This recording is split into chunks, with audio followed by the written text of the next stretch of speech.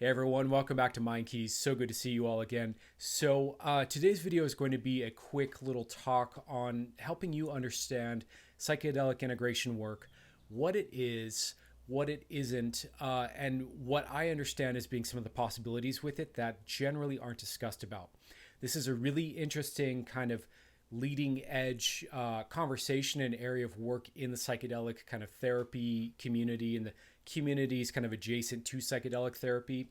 And I want to just kind of help you understand what it is. So when you're going to someone for psychedelic integration, you know what to expect. And then also I want to kind of like open your mind a little bit and expand the horizons of possibility for you and lay out what is available with integration work, because I think there's a lot here that's not discussed and it's cool. So let's go ahead and get into it.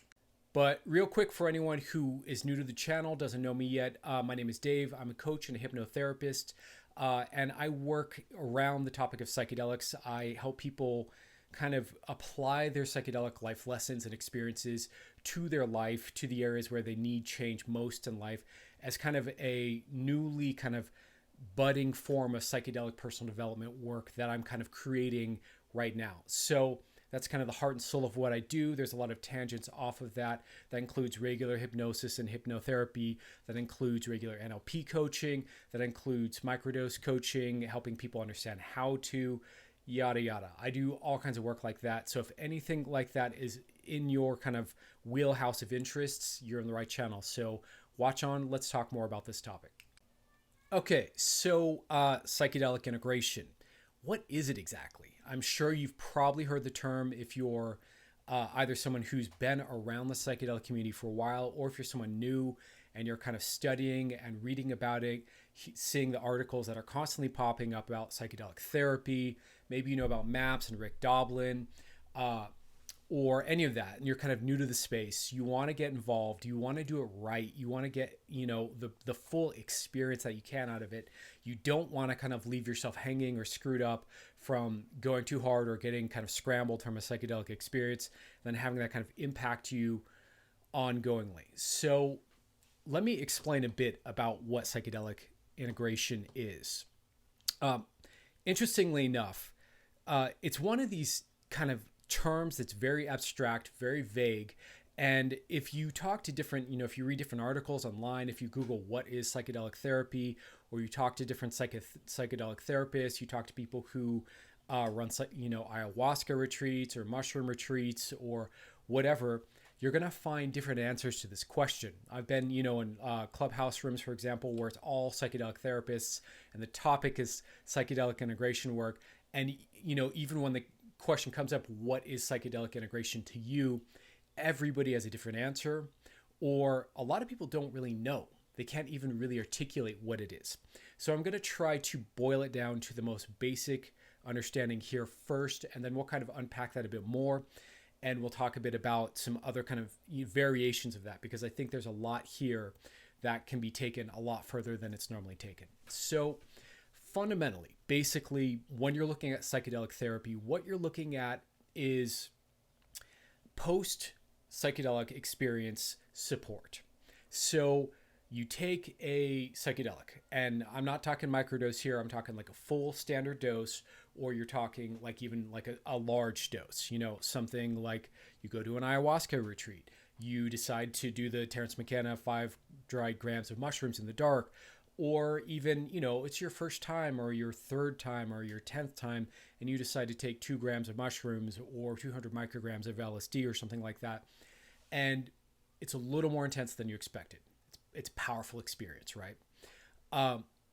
What integration work fundamentally is helping you to take whatever it is you learned and whatever it is you experienced, bring that, into your kind of conscious understanding of yourself and your identity, help you make some meaning out of whatever it is you experience. So if you have these wild, far out, maybe ineffable, hard to describe experiences, and you're having a hard time putting that into the context of who you are, how you understand life, how you understand the world, or you're just feeling ungrounded, you're feeling confused, you're feeling overwhelmed, you're feeling frightened, you're feeling like maybe just emptied out. That's super common, that people just kind of, they get so cleared out mentally afterwards that they just don't know how to kind of get the gears turning and pick up the pieces of their life and return to it and just carry on.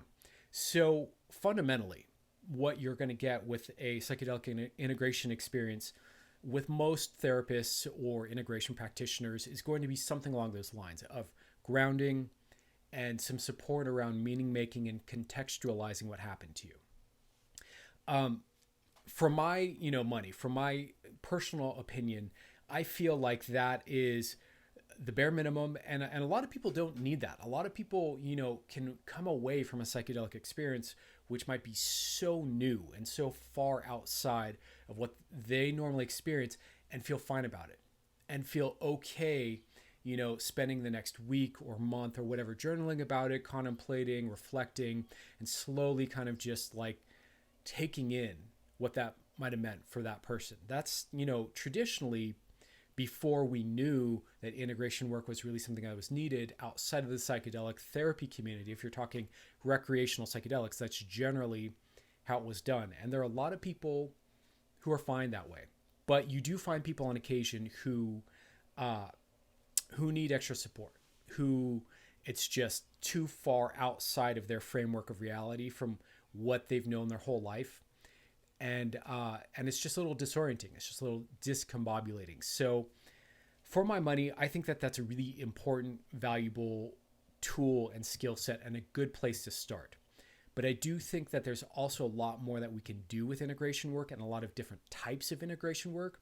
In fact, I'm starting to see integration, when I contemplate it more deeply, is actually something that I think is a legitimate whole path unto itself. I think it's a whole, not just an approach to post-psychedelic support, but it's a whole path of working with psychedelics. It goes so much deeper than simply feeling grounded. But at its most basic, that's what you're looking at. You're looking at feeling grounded, making sense out of it, kind of putting the pieces together in a way that you can kind of move on with your life, feel good about it. So kind of that's the basic level. Let's talk a bit more now about some of the other types of integration. So what you'll find a lot is that when it comes to integration specialists and therapists, that there are a lot of different modalities that people are coming from as their background that they're probably going to use with you. So it very much depends who you're working with and what their kind of set of expertise is in terms of how they will approach it, the kind of experience you're going to get. So one of the major distinctions you'll find in different types of therapy and body work circles, because there are body workers and somatic therapists who do integration work, hypnotherapists like myself, or NLP practitioners, or life coaches, or, there's all these different kind of this palette of different types of, I guess you could call it healing or support or personal development, or however you want to think of that. There are all these different modalities and different kind of schools of thought on how to work with a human being and what we are and what works best for us. And, debatably, different people need different things at different points in our lives, right? But what you'll find is, as a major kind of two different schools of thought or two different camps when it comes to any therapeutic kind of technique or skill set or anything kind of resembling or parallel to therapy, is you'll find that there are top-down approaches and there are bottom-up approaches. And this is something I want you to understand in general for your own, like kind of operating manual for being a human being, and also for your own personal development, your own ability to really master yourself, grow, heal, change, and transform. You want to know this distinction, and this is top-down, bottom-up. So top-down work is generally something that's going to help you consciously make meaning first. So it's going to work directly with your thought processes and the conscious mind, and then slowly through repetition or through reflection or whatever starts to integrate that down into the unconscious mind, into the body, into the nervous system more deeply. So that's what's called a top down, going from the conscious mind down into the system. The other way would be bottom up. So bottom up approaches would be something where you're working with maybe the unconscious mind, you're working with the body, with the nervous system, with the body's kind of own intelligence, and you're communicating directly with that, and then you're helping that to make sense and make a change at the nervous system level, and then that kind of filters upwards and becomes clear in the conscious mind after the fact.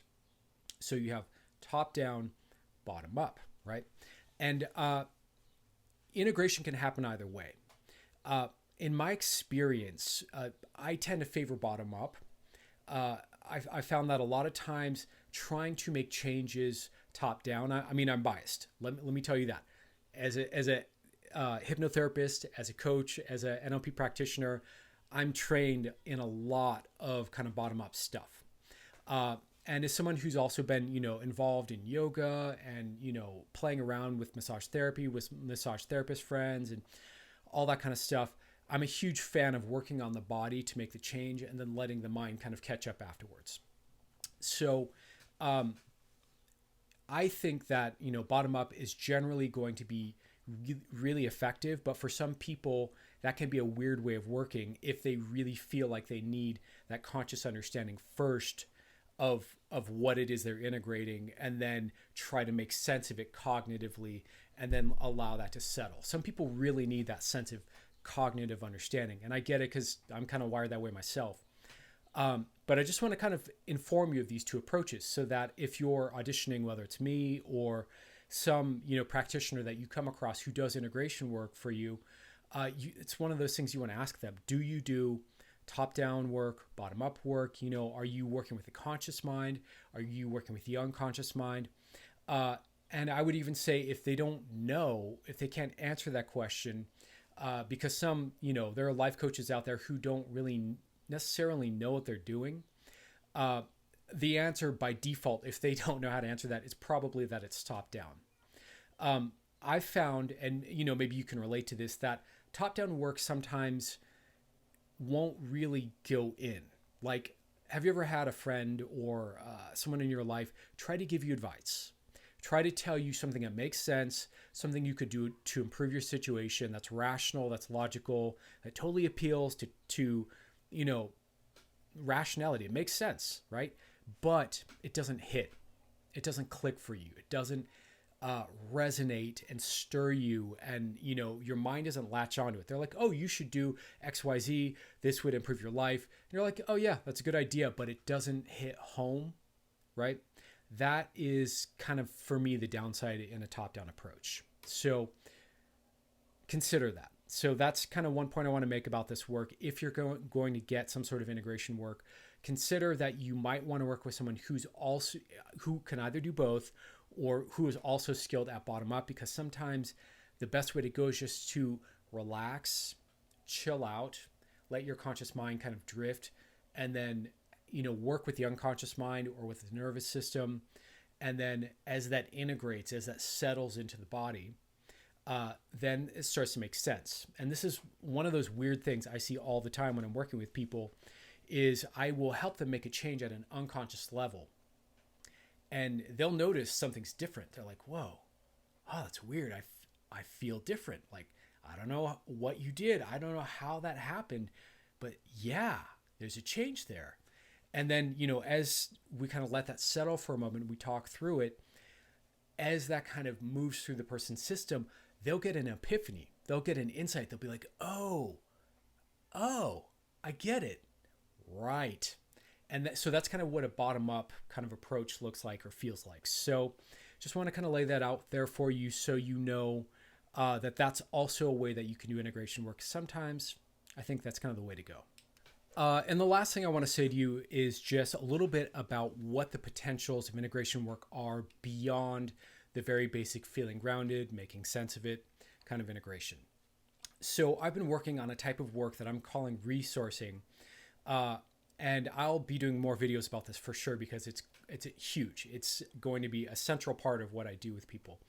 But it's a type of integration work. If I'm being genuine and authentic about it, it's a subset of integration work that takes integration a lot further. So the basic idea with resourcing is that you have some sort of a positive, if you had a positive experience, on a psychedelic, you had a peak moment, you had, whether it was a mystical experience, like an outright ego death, like loss of sense of self, merging with, with whatever you might consider God or the center of the universe or the highest intelligence, and you were absorbed into all of life. Or, maybe you had just a positive like mindset, like some inner voice in you, like your own inner coach kind of woke up and told you what you need to do to kind of level up in your life. Or maybe you had just like an emotional healing. Like maybe you've been carrying a lot of sadness and a heavy weight and you didn't even know you were. And then you have that moment of relief and all of it comes off and you feel kind of at home in yourself again. You feel renewed and you feel free and you feel clear. And you want to bring any of these types of experiences into your day-to-day life, particularly into the moments where you have struggle, where you have problems, whether that's at work, whether that's at home, whether that's with yourself and your own habits, whether that's with, an emotional or thought loop that you get stuck in, something like that. The idea is that we resource these positive experiences that you've had because they're so powerful. They're such breakthroughs. They're so revelatory. They're so far beyond what most people have as a kind of positive experience in their life, that they make such great resource material to plug in and help kind of unwind and clear the neural circuitry of whatever the problem was. So that is what I'm calling resourcing work. And that is a form of kind of integration work, really. It just takes it a lot further because it's not just about sense making or feeling grounded. It's about taking the best of what you experienced and plugging that into your life and rewiring your brain so that in these problem areas where you used to feel inadequate or afraid or overwhelmed or whatever it is, now you feel clear, powerful, optimistic, centered, aligned, inspired, that kind of a thing, right? So that would be one example of kind of a next level with integration work. But there's a few more that I want to kind of lay on you really quick. I'll probably just say, that I'll probably do another video down the line here, not too far, where I kind of explain more the different types, because there's actually archetypal integrations. There are these cosmic polarities that we all experience. And you might have an experience of a polarity in yourself that kind of opens up a whole new understanding of who you are, how you could experience life. And that's another way we can use integration work. So let me lay out a couple examples here for you and see what you think about it. Okay, so here's just a couple examples, like I was saying really quick. So first one might be conscious unconscious integration.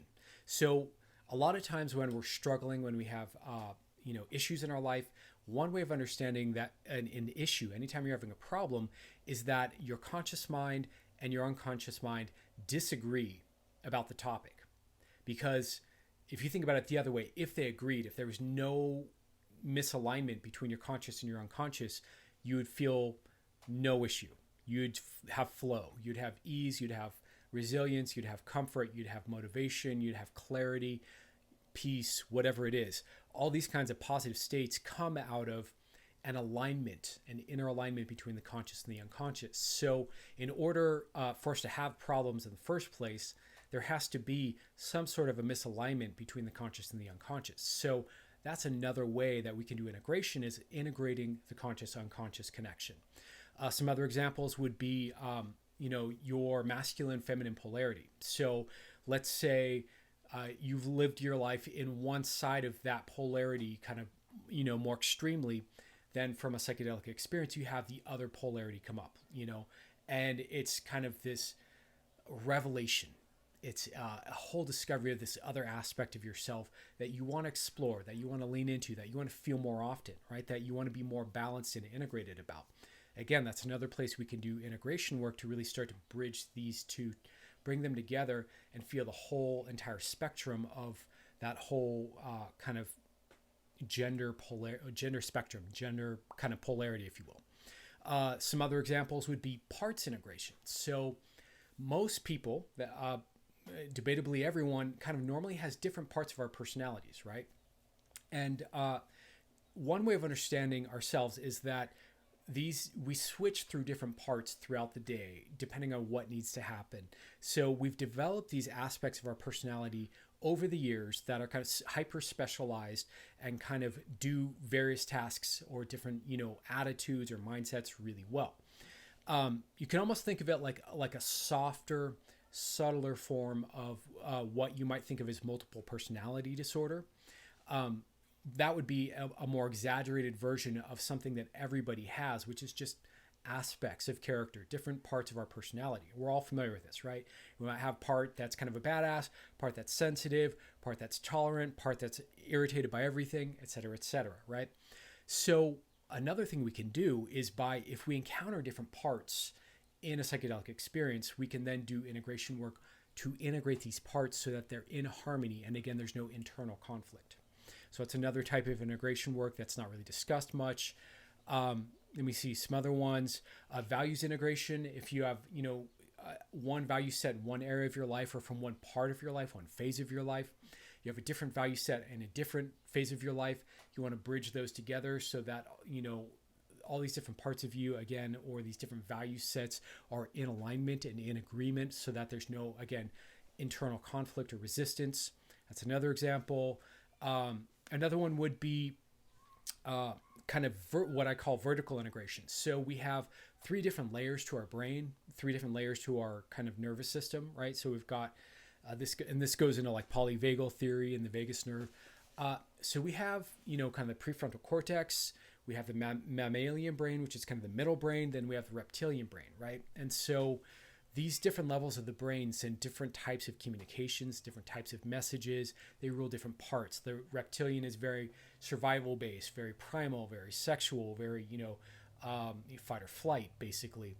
Then you have the mammalian, which is much more emotional, much more empathic, intuitive, social, right? And then we have, the prefrontal cortex, which is the rational, logical, intellectual sense making, right? So if these aren't in alignment, that can be a problem, right? So maybe integrating those, or maybe integrating, from a more spiritual perspective, like mind and heart and body and soul, right? So maybe you have an experience, maybe you went to an ayahuasca retreat and really got a clear sense of each of these layers of yourself, right?